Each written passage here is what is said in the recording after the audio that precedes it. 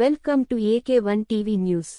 భవితలోనే విభిన్న ప్రతిభవంతుల భవిష్యత్తు సి. గంగాధర్. విద్యార్థులకు టిఫిన్ బాక్స్లను పంపిణీ చేసిన వ్యాపారి ప్రసాద్ శెట్టి. ఘనంగా అంతర్జాతీయ విభిన్న ప్రతిభవంతుల దినోత్సవం. గోనెగండ్ల భవిత పాఠశాలలో మంగళవారం రోజు అంతర్జాతీయ విభిన్న ప్రతిభవంతుల దినోత్సవాన్ని సహిత విద్యా ఉపాధ్యాయురాలు అనురాధ నారాయణమ్మ ఆధ్వర్యంలో ఘనంగా నిర్వహించారు. ముఖ్య అతిథులుగా గోనెగండ్ల మండల సిఐ గంగాధర్, మండల విద్యా అధికారి నీలకంఠ పాల్గొన్నారు. భవిత పాఠశాలలో ఉన్న 30 మంది విద్యార్థులకు వ్యాపారి ప్రసాద్ శెట్టి టిఫిన్ క్యారీ బాక్స్లను అధికారుల చేతుల మీదుగా విద్యార్థులకు పంపిణీ చేయించి కార్యక్రమానికి హాజరైన అధికారులను శాలువాతో సన్మానించి జ్ఞాపికను అందించారు. అనంతరం కార్యక్రమాన్ని ఉద్దేశించి సి. మండల విద్యా అధికారి మాట్లాడుతూ భవిత అనే పాఠశాలలోనే విద్యార్థుల భవిష్యత్తు దాగి ఉందని, వారికి భవిత కేంద్రాల్లో విద్యను అందించే బాధ్యత తల్లిదండ్రులు తీసుకోవాలన్నారు. విభిన్న ప్రతిభవంతుల కోసం ప్రభుత్వం అందించే పథకాలను విద్యార్థులు సద్వినియోగం చేసుకుని వారు అన్ని రంగాల్లో స్థిరపడాలని ఆకాంక్షించారు. ఈ కార్యక్రమంలో ఉపాధ్యాయులు పరిమళ శిరోమణి బాబు, social worker Ganiga Bhasha, caregiver Khajabi, CRP Pullanna, Ravikumar, Vijayarani, Kavita మరియు విద్యార్థుల తల్లిదండ్రులు పాల్గొన్నారు.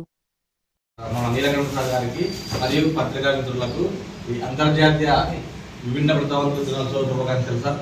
Welcome wishes to all the students కి తెలియజేస్తూ ఈరోజు కార్యక్రమాన్ని దిగ్విజయంగా చేయాలని, అదేవిధంగా మేడం గారు దీనికి సంబంధించినటువంటి విద్యార్థులను ప్రోత్సహించడానికి మన యొక్క లోకల్ ఉన్నటువంటి సారు ప్రసాద్ శెట్టి సార్ సంవత్సరం విద్యార్థులకు మన యొక్క చేదోడు బాధడు ఏదో ఒక చిన్న కార్యక్రమం అందించడం జరుగుతుంది. ఆ ప్రసాద్ శెట్టి సార్ కూడా ఈ కార్యక్రమం యొక్క ముఖ్య ఉద్దేశాన్ని తెలియజేస్తూ, అదేవిధంగా పాఠశాల విద్యార్థులు ఇంకా పెరగాలని కోరుకుంటున్నాం సార్. అదేవిధంగా ఈ కార్యక్రమం ఉద్దేశించి మన అనురాధ మేడం ఐఆర్టీ గారు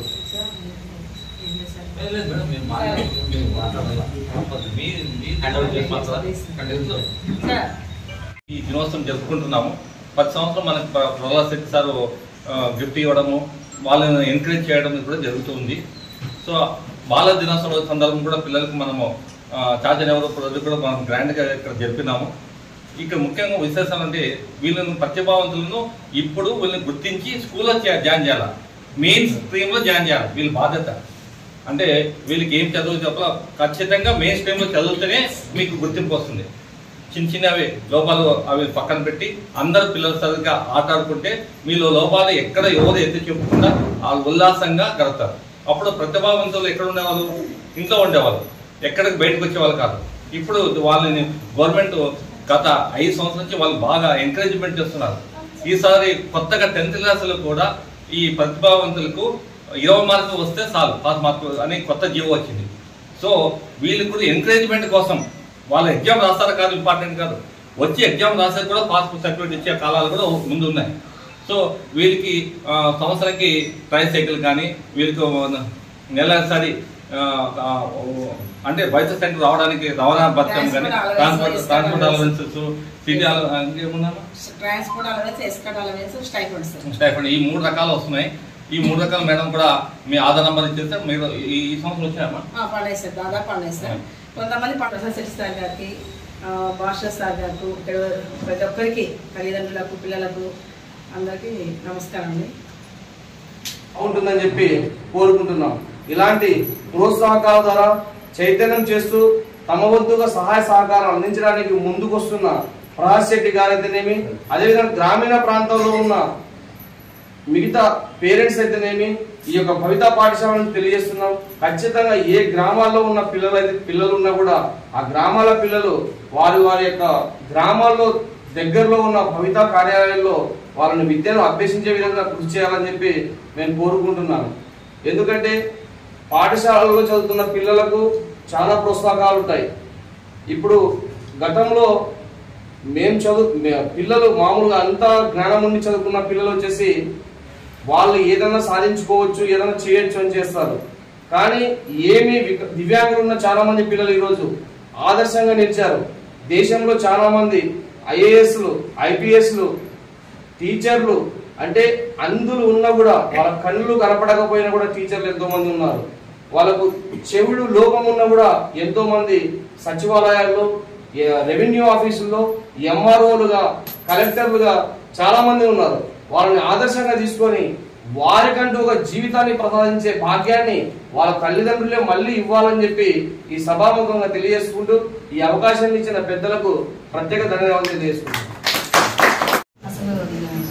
అసలు యాక్సిడెంటల్ గా అటెండ్ అయ్యాను. అసలు యాక్చువల్గా వేరే పని మీద వచ్చినాము, మేము మామూలుగా ఎంఆర్సీకి వచ్చాము అని మేడం గారు ఇన్వైట్ చేసినారు. స్టేజ్ మీద ఉన్న డిపార్ట్మెంట్ సార్ గారికి, సిఐ సార్ గారికి, మా అధికారి సార్ గారికి, ఇక్కడ కూర్చున్న ప్రతి ఒక్కరికి మీ అందరికీ నమస్కారాలు. పిల్లలందరికీ ఆశీస్సులు. అసలు మామూలు పిల్లలు అన్ని అవయవాలు ఏ లోపం లేకుండా ఉండే, ఇప్పుడు మేము స్కూళ్ళలో చేస్తున్నాం కదా, ఆ పిల్లలకు ఎన్నిసార్లు చెప్పినా ఒకసారి చెప్తే అర్థం చేసి ఎన్నోసార్లు చెప్పడం, వాళ్ళని కంట్రోల్ చేసుకోవడం అబ్బా చాలా ఇబ్బంది అనే విధంగా ఉంటుంది మామూలు స్కూళ్ళలోనే. అటువంటిది పిల్లలకు మానసికంగా, శారీరకంగా లోపాలు ఉన్న పిల్లలకు టీచ్ చేయడం అంటే కూడా చాలా ఇబ్బంది పరిస్థితి. కానీ వాళ్ళు ఆ విధంగా ఎలా చెప్పాలి, వాళ్ళకు ఎలా అయితే అర్థమవుతుంది, వాళ్ళని ఎలా దగ్గరికి తీసుకోవాలి, వాళ్ళని ఎలా అంటే మాటించుకోవాలి అనే విధంగా ట్రైనింగ్ అయ్యి వచ్చి ఇక్కడ కూడా వాళ్ళ అనుభవాలన్నీ ఇక్కడ వీళ్ళ దగ్గరికి వచ్చి వీళ్ళ దగ్గర మెలగడం అనేది కూడా చాలా అసలు ఒక పెద్ద సవాల్ అన్నమాట. నా ఉద్దేశం నిజంగా చిన్న ఈ పిల్లలకైతే ఏమీ తెలియదు.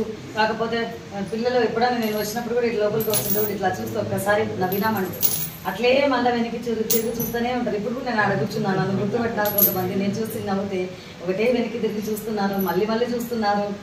మిగతా పిల్లలు వాళ్ళని చూపిస్తున్నారు నన్ను. అట్లా వీళ్ళకి ఏమీ తెలియదు. ఎంతసేపు ఉన్నా ఒకరు బాగా నవ్వుకుంటూ దగ్గరికి తీసుకున్నారంటే అది ఎంతో వాళ్ళకి చాలా ఇష్టము. మామూలుగా చిన్నపిల్లలు అంటేనే చిన్నపిల్లలకి ఎవరు దగ్గర తీసుకున్నామంటే ఇష్టం. ఇటువంటి పిల్లలు బాగా ఇంకా ఎక్కువ గుర్తుపెట్టుకుంటారు. ఇలాంటి వాళ్ళకి ఎలా చెప్పాలి అనేది కూడా టీచర్స్కి అసలు చాలా ఓపిక ఉండాలి. ఇటువంటి టీచర్స్కి ఇంకా చాలా ఓపిక ఉండి చెప్తుంటారు. వాళ్ళు కూడా చాలా గ్రేట్. నేను ఇంతకుముందు వేరే మండలంలో పనిచేసేటప్పుడు కూడా సిడబ్ల్యూఎస్ టీచర్స్ మాకు క్లోజ్, అందరం కలిసి వెళ్ళే వాళ్ళము. వాళ్ళు చెప్పేవాళ్ళు మిర్రర్ కూడా ఉంటుందంట. ఆ మిర్రర్లో వీళ్ళు ఎంతగానో అర్ధగంట సేపు బోధిస్తే కానీ వీళ్ళకి ఎక్కేది కొంచెం కానీ వీళ్ళు చేసేది చేస్తూ ఉంటారు. వాళ్ళని ఏ రకంగా ఒక్కొక్కసారి కొంతమంది వినకుండా బయటకు పోతూనే ఉంటారు. కానీ వాళ్ళను ఎంత దగ్గరికి తీసుకొని వస్తుంటారు, ఎంత జాగ్రత్తగా. ఆయాలైతేనేమి, టీచర్స్ అయితేనేమి చాలా ఓపికతో చేస్తుంటారు. కాబట్టి ఇదంతా పెద్ద సవాలే. వీటన్నిటిని ఎదుర్కొని జాబ్లో కూడా నిలదొక్కుని అధికారుల ఒత్తిడిని తట్టుకొని ఈ పిల్లలను సరిగా వాళ్ళ టార్గెట్స్ చేసుకొని తీర్చుకోవడం అవన్నీ కూడా చాలా సవాలు. వాటిని ఎదుర్కొంటూ టీచర్స్ చేస్తున్నారు. కాబట్టి ఇదంతా కూడా మేము ఇప్పుడు ఈరోజు ఈ ఒక దినం అంటూ పెట్టి ఇది కూడా గుర్తు చేసుకోవడానికి, ఒక దినం స్మరించుకోవడానికి పెట్టడానికి కూడా అదొక సంతోషదాయకము. గవర్నమెంట్ కూడా చాలా ఫెసిలిటీస్ కల్పించడము, వీళ్ళకు డబ్బుల విషయంలో కూడా నెలకి రావడం అనేది కూడా. కొంతమంది అంటే పల్లెటూళ్ళలో ఏ కొంచెము వచ్చినా కనీసం దాన్ని బట్టి నా పిల్లల్ని చూసుకోవడం, అది కూడా ఒక ఫెసిలిటీ ఉండడం వల్ల కూడా ఈ పిల్లలు ఆ తల్లిదండ్రుల ప్రేమ రాగాలకి నోచుకున్న వాళ్ళు అయినారు. ఎందుకంటే వీళ్ళకుండా డబ్బు వస్తుంది. అదే ఏదో ఒక రకంగా వాళ్ళని చూసుకోవడానికి ఒక కారణం అంటూ ఉంది. అటువంటి ఫెసిలిటీస్ గవర్నమెంట్ కల్పించడం కూడా అదొక సంతోషము. మేడం కూడా మా స్కూల్లో ఉన్న పిల్లలకు కూడా డబ్బులు వస్తున్నాయి మేడం తీసుకురామంటే కొంచెం పేరెంట్స్కి అవగాహన లేక లేట్ చేస్తూ ఉన్నారు. మేడం కూడా వచ్చినప్పుడంతా మేడం గుర్తు చేస్తూ ఉంటారు. ఈ ఫెసిలిటీస్ మా స్కూల్లో ఉండే పిల్లలు, అంగవైకల్యం పిల్లలు కూడా పొందాలని త్వరలోనే మేము కూడా సపోర్ట్ చేస్తాం మేడం. ఈ అవకాశం ఇచ్చిన అధికారులకు మీ అందరికి కూడా చాలా థ్యాంక్స్ చెప్తున్నాను. ఈ అంతర్జాతీయ విభిన్న ప్రతిభావంత దినోత్సవం సందర్భంగా ఇక్కడ ప్రతిభ కనబరిచిన అందరికీ పిల్లలకు ముఖ్యంగా వారికి బహుమతులు ఇవ్వడం చాలా సంతోషకరంగా ఉంది.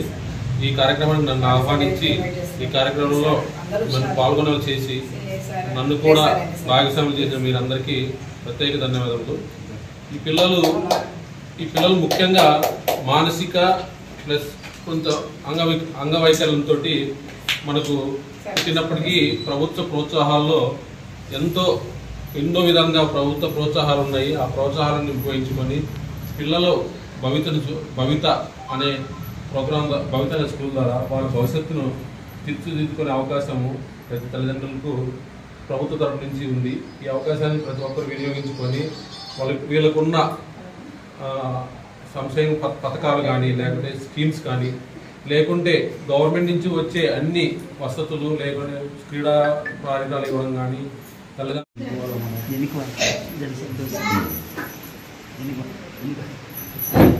వస్తుంది